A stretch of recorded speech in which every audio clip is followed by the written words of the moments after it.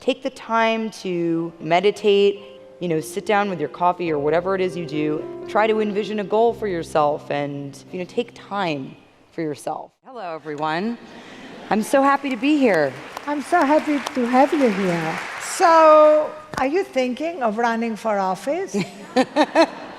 Oh, I don't know. I think, like I said, I've always been interested in local politics. I think that's where you make the most effective changes in your community. And, I don't know. I would never rule anything out, but I have a very full life right now. And I think that, with a very young daughter and, I have a lot that I want to do still with my career. I can't imagine that would be a possibility for a long time. But, New York mayor, wouldn't that be great? Local politics. It'd be great. I would like to see more affordable housing in New York City, and I'd like to see a greener city. But I also believe that, there are people that are, I have certainly, in the past have supported Scott Stringer and his mayoral run, and I really believe a lot in his experience and his platform. So, I think you can affect a lot of change just by supporting a political candidate and perhaps redirecting the spotlight onto somebody, whose policies you really stand behind. So, I have an idea that the third feminist movement has to include going beyond giving us the vote or giving us access to every job and the top of every profession, to helping us change the nature of work and of life so that we don't assume that it has to be fueled by stress and burnout and being always on. And I was thinking about you in Her, when you played Samantha, this AI kind of Siri, and the fascination with technology and our addiction to technology and how much this adds to the stress and burnout of modern life. So I wonder whether both your kind of view of feminism in this era of incredible technological addiction and your own relationship to your devices has changed. For example, let me start with a simple question. Do you sleep with your phone? My phone is, I don't ever put my ringer on, probably much to the concern of every person that works with me, but I just can't stand it. I'm not a very, I have no social media presence. I live quite an analog life, but I do find that my phone adds a lot of stress to my life, and it's an unnecessary stress because life is stressful, obviously, and it's complicated, and especially I think when you're even life is stressful in general, right? I find as a working parent, life is there's not a lot of other added stresses that come along with that, where you're constantly feeling like there's just not enough of you, and then what's left for you even, you know what I mean?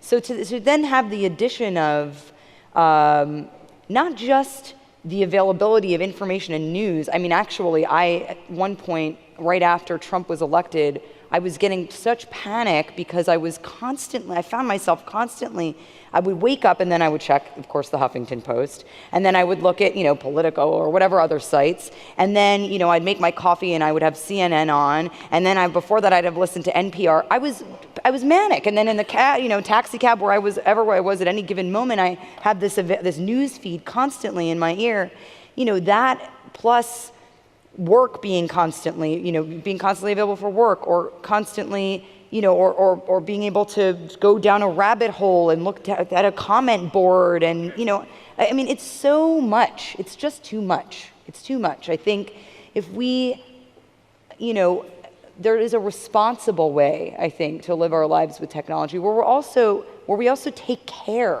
of ourselves, right. Take care of our mental state, give ourselves time and space to be clear in our mind so that we can focus on our own empowerment and focus on our own goals, how we want to get there. Take the time to, meditate, take the time to, sit down with your coffee or whatever it is you do and not be staring at your thing and not be just absorbing all of this constant information, but actually strategize with yourself, try to envision a goal for yourself and, try to, try to think about what kind of active choices you're making in your life. Take time for yourself. I think that helps. That is empowering. Right now, women need to lead the way into changing our relationship with stress and technology, because it's really driving everybody manic. Yeah, I think it's. I try to stop myself from. I go. Wait. Do I need to be doing this right now? Yes. I don't. I do not need it to be. Like going down the rabbit hole of what the first production of Glass Menagerie was. Like, that's okay. I can put that away for a minute. I can just put it away. And how has your life changed since you became a mother, which is now 2.5 years? Yes, it's 2.5 years, and it is so profound, the change. I can't even begin to summarize it. But it's just, I think I really enjoy, when I am disconnected from this thing.